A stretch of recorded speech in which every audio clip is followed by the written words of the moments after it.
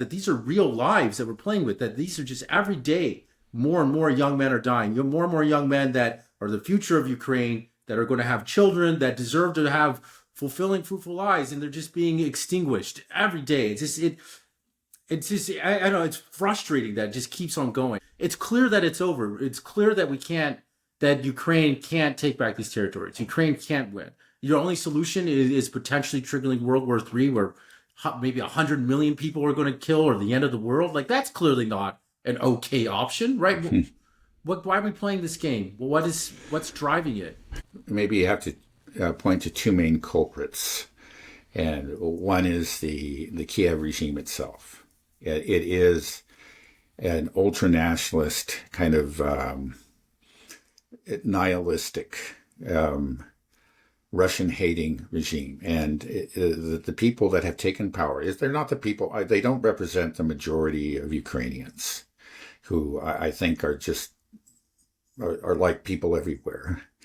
But the people who have taken power in this country, they've grown in power like ever since independence in 1991. But they really seized power, became a part of the government, and began to extend their control over the government with the Maidan coup in 2014. These people are in the grips of an ideological vision, that just does not admit of any compromise, and seems to regard death as well, again, as more glorious than life, especially so that they are willing to sacrifice their countrymen for this cause, and many of them are willing to die for it themselves. In this effort to realize their really evil vision. Their hatred is so intense, again, that they would rather that they just all, that they would rather have utter destruction and mass death than actually bend the knee to Russia and to admit that Russia was the victor. We just see that in everything, the statements of Zelensky and other leaders of the country, and then of these of the various ultra-nationalists. I mean, I think all these, Zelensky himself, he originally wasn't an ultra-nationalist, but he has become one. It's just that's the power that dominates now. I think we get a sense of what that power is like in the person of somebody who was assassinated actually just this morning in Odessa. His name was, I think, Gonol. And was just reading a little bit of, a biography of his, not exactly a biography, but just a description of his activities over the last few years. He was one of the leaders of the Odessa massacre back in 2014. And that's when, there were some people after the Maidan coup, there were people in other parts of the country, in Odessa and, clearly in the Donbass, who protested. And, Donbass had led to an actual, secession and the beginnings of the Civil War. They, after when, okay, well, we'll at least set the Donbass aside. That's another history. Let's just talk about Odessa here. There were protests that were held in central Odessa against the Maidan coup. And this, the protesters were attacked by the ultra-nationalists, and the protesters fled into a trade union building right there in the center of Odessa. And then what the ultra-nationalists did is they set fire to it, and they stood outside laughing and jeering as they watched these people burn alive. The official count is 47. Others say that it might have been much higher, that 47 died in that fire. They're all innocents. Nobody's claiming otherwise. Even the European, Human Rights Commission or court just recently judged that the Ukrainian government was liable, needed to pay compensation to all the victims. Now, the very disturbing thing about this is that this event, there was never a proper investigation. Nobody was ever brought to account. Nobody was ever, arrested or detained. The organizers, the leaders, just continued to, in their activities, And that tells you something about this regime, right?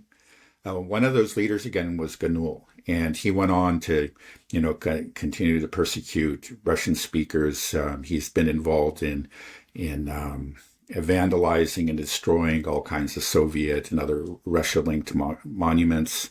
He's been involved in the persecution of the Orthodox Church in Ukraine. And he also works with the TCC. These are the press gang guys. He beats up people who resist. And there's actually there's a picture out there where he beat up somebody who was in a gym and had been seized, who was trying to resist being forcibly sent to the front. And you see the guy, with bloody face, and here's Ganul just grinning in front of him. And you hear later, according to local reports, that this poor man was sodomized, while in detention prior to being sent to the front. Well, this guy was assassinated, Ganul. You can imagine the rage of many Odessans. The thing to say is like this tells you what kind of country you have, because somebody like that in a normal country would have been arrested a long, long time ago. But he's free to terrorize the population because he's actually working for the government. Maybe not officially, but he's actually enforcing, the preferences, the will of the government. That's the kind of government you have there, and that's part of the reason that we see this this insistence on war, war to the bitter end, a war that clearly will destroy Ukraine. That's the kind of people they live by a code of violence. But then we have the European leaders, and before that, the Biden administration, who, it's hard to explain them. We've tried to talk about them many times, but it's a combination of delusion, but also I think a real lack of empathy again,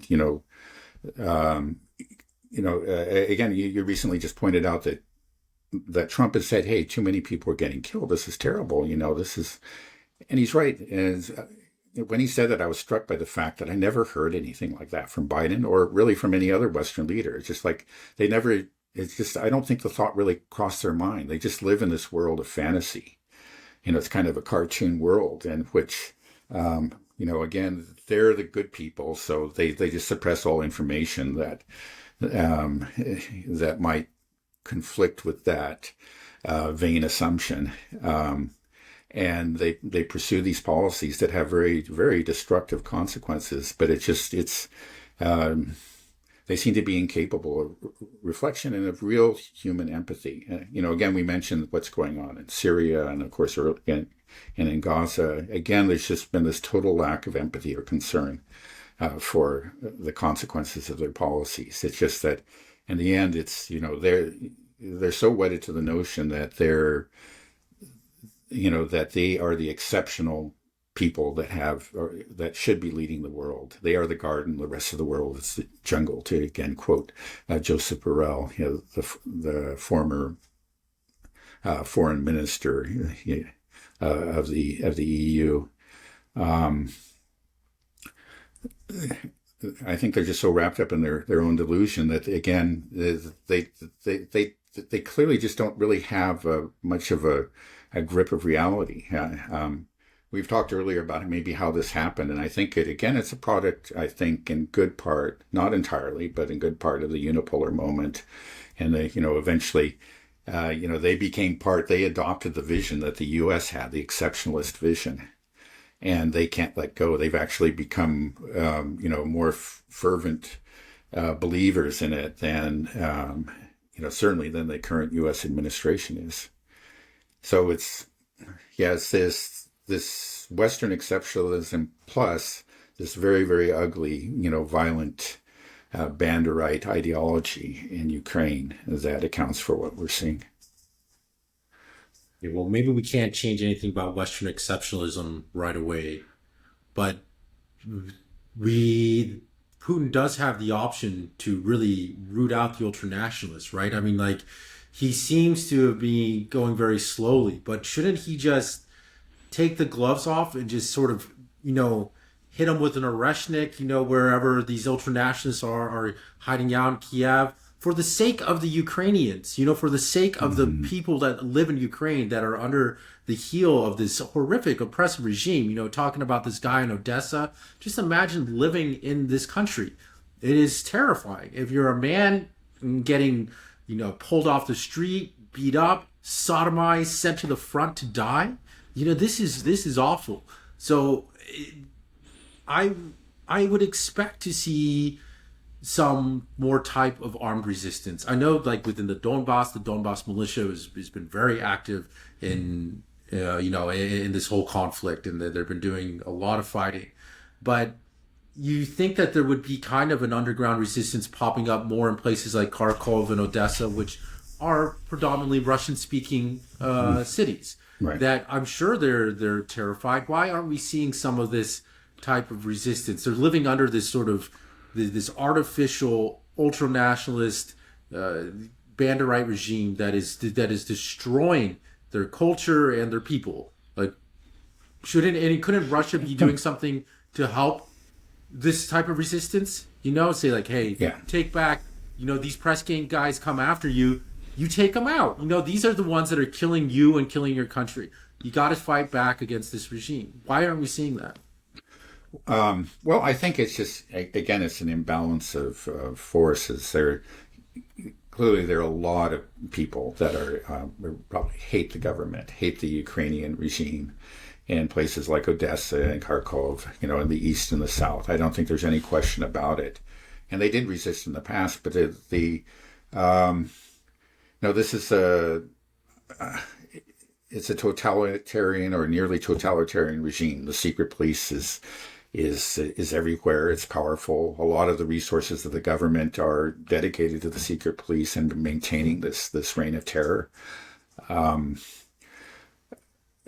We have seen some resistance. There was the assassination this morning, but there also have been cases. I haven't seen any recently, but I remember a month or two ago of TCC. That's again to say that forced conscription service in Ukraine. TCC vehicles being destroyed.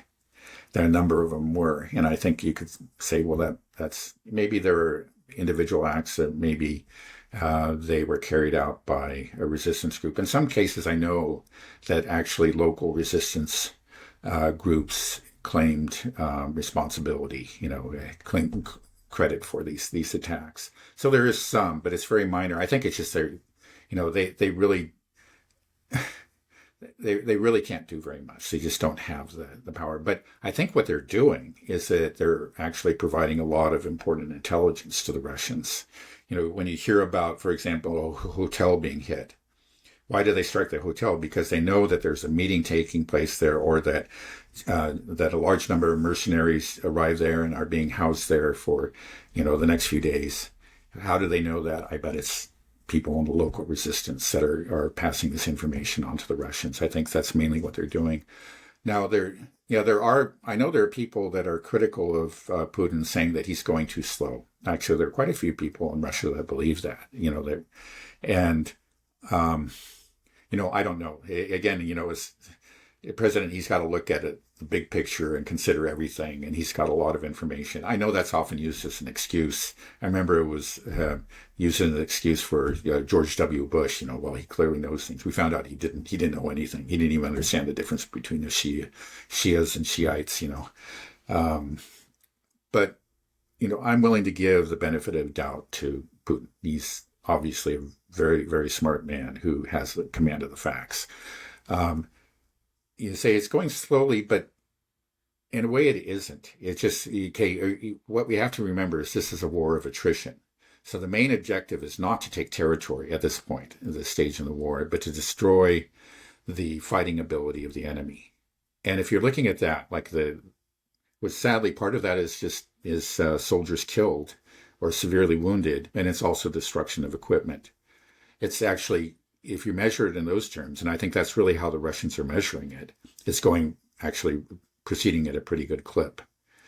And then once you've actually destroyed the ability of the enemy to fight, then you can emphasize territorial, capture. And I think that's what we're going to see.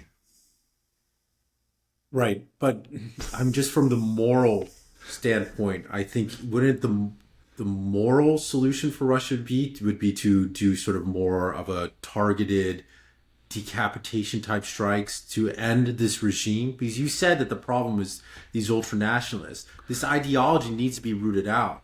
You're sure you're in a war of attrition. Russia's going to win this war, but you've killed 1 million Ukrainians, which many of these Ukrainians, I think, probably would have harbored no real resentment towards Russia to begin with. These are the ones that Yeah, are being, a no. lot of them are being pulled off the street and sent to the meat grinder. No, in my mind, yeah, okay, it's a victory for Russia, but it's a sad one. Yeah. It's a one that results in the deaths of so many young men that should not have died. And if you could have saved those lives, wouldn't that by doing something like I don't know, maybe Putin has to calculate it, triggering something larger. But I just feel like there could have been another way the problem is, even if you run out of all the men, well, the only people left in power are the ultra-nationalist men because they've killed everybody else. You still have that problem. You have to get rid of them. You have to get rid of this regime. These are the ones that have this cultish death wish that just every fiber of their being is just, we got to kill Russians and we hate everything Russia. Hmm. Well, you can't have that if you're on Russia's border because Russia's not going to put up with it. Hmm. So it's just going to keep going, and we don't want it. I don't want any more people that don't want to fight, that want to make peace with Russia. Those are the ones that are dying now. Those are the ones that are being forced conscripted. So I just hope that there's some way that maybe we can get a negotiated settlement. But I think if not, then I feel like the right moral solution would be for Putin to do something quick. Like he's been patient for a long time. If we can just, I don't know, maybe it would solve the problem if we can get the people in Ukraine to rise up and take their country back. I don't know, maybe I'm just being idealistic. But and even just with this whole negotiation ceasefire deal, it just feels weird to me as well that we are the ones supposedly mediating between Ukraine and Russia, but we are co-belligerent in this. We are part of this negotiating. So it just that just in itself seems wrong. Couldn't the U.S. and Russia agree and Ukraine agree to a third party negotiator like Saudi Arabia itself to mediate? Because we are a co-belligerent, right? I mean, we Yeah. can't just, we're acting like, oh, we're trying to make peace. It's like, well, you're the ones at the same time we're giving them, these new upgraded long-range bombs to Ukraine and sanctioning Russia. It's like, well, we're not a neutral party in this conflict. So it doesn't make sense to me. Yeah. Yeah, before I address that, I just want to, you mentioned a lot of young men die. I think we have to remind ourselves a lot of these are middle-aged men, even older men. Yeah, they're a lot of, I think the average, I haven't heard anything about this recently, but several months ago it was stated that in several reports that the average age of a Ukrainian soldier was like 46, 47. Oh, really? Yeah. Yes. So yeah, again, a lot of these are men in their 40s and 50s, and sometimes they're not supposed to be grabbing 60-year-olds and 70-year-olds, but they do that. Some of them are over 60 and even over 70 in some cases. But anyway, that's just something I thought I should mention. Yeah, over this pretense of being a disinterested third party is ridiculous, and it does. I find it very annoying, and I'm sure the Russians find it very annoying too. It's just like, oh, you two guys just stop fighting and wait a second, really you're the one who started the fight. This is your proxy. Is really the U.S. that if it wasn't for the U.S., this war would never have started. If the Ukrainians understood a long time ago that they were on their own, that they would have made peace with the Russians. They would have maintained their neutral status. Remember when they gained their independence, part of the condition was that they would stay neutral, and that was written into the Constitution.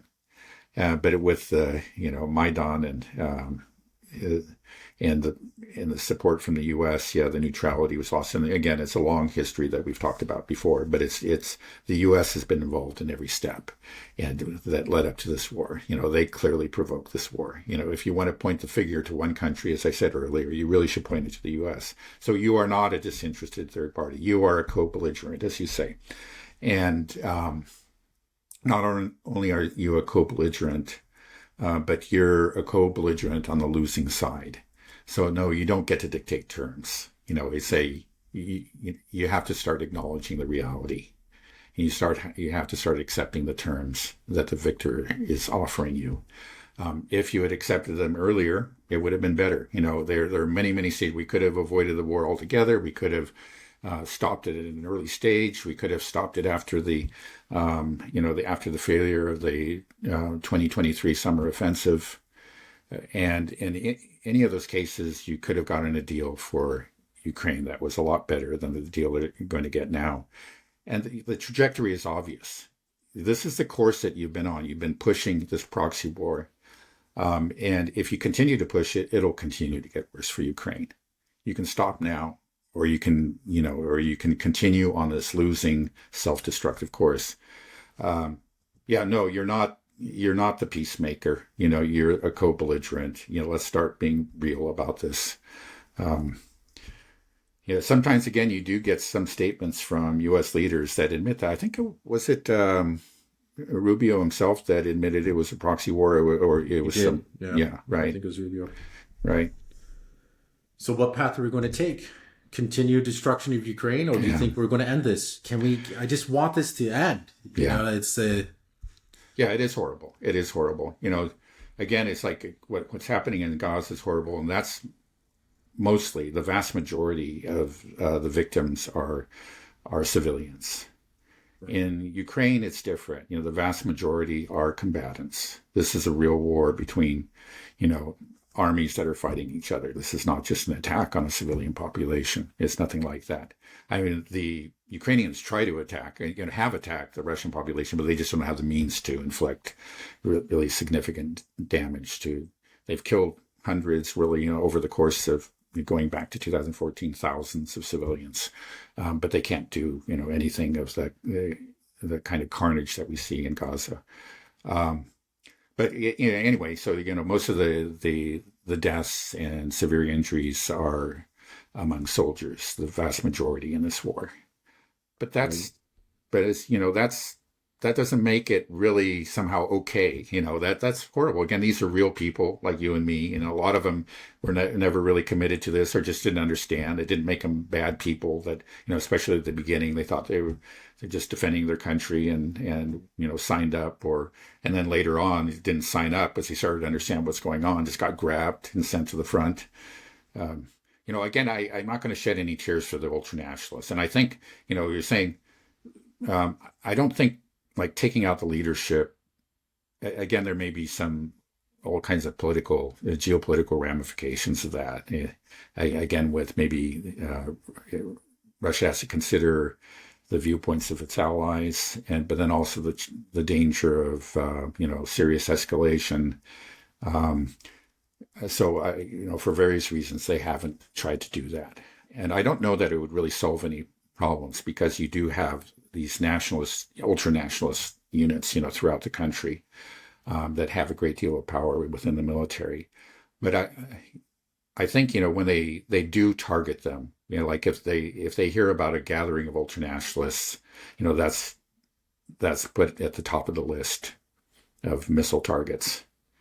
So they have been going after them, and a lot of these casualties, many of them are conscripts, but many of them are ultra-nationalists too. I mean, these are the guys who actually want to fight, and there's a lot of them are on the front lines fighting, and a lot of them are being killed. Right. Yeah, I wish there was just a way to target the ultra-nationalist ideology. Maybe it requires sort of more of a grassroots armed resistance to take back the streets, but when we talk about, what's happening in Gaza, 70% of the casualties are women and children. It's awful. You can't get much worse than that. Right. And then what's happening in Ukraine, you're right, it's soldiers. But if you are engaged in forced conscription, press gauges, and that's basically like civilian adjacent. You know what I mean? It's like they're not really soldiers. You know, they were a civilian until you pulled them out of their bed or out of their car, and then beat them up and sent them off to the front. You know, it's awful. War is just so horrible, and we get so detached from it. We all just sit here and we like to talk about it, and we read about it on the news, and you see people. It's infuriating watching BBC just say we cannot award the aggressor, Russia. We cannot. You know, we have to fight back. It's like it's all good and fine for you, but what about all these kids that are dying? Or all it's scary. It's scary. It's scary how humans can engage in war. Yeah, I was listening to Daryl Cooper. I was on Joe Rogan. It's great. He's a great guest. He's really good at talking about history, and he touches some third rails, you know, when it comes to World War II and talking about Israel and stuff. So it was great having him on there. But he's very good at just empathizing with the human aspect of it and just making you realize, just like when you read about these stories, World War I, World War II, like in the Battle of the Somme. Like 1 million people died in just that one battle. Over 1 million people. Like 600,000 French and Brits. I think 60,000 Brits died on one day. Just like how humans can do that. And it's just scary that it still happens.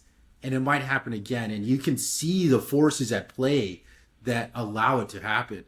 And that they're right now, those voices, they're yapping, and they've been yapping pretty loud to try that could do something horrendous, you know, and cause millions, tens of millions of people to die.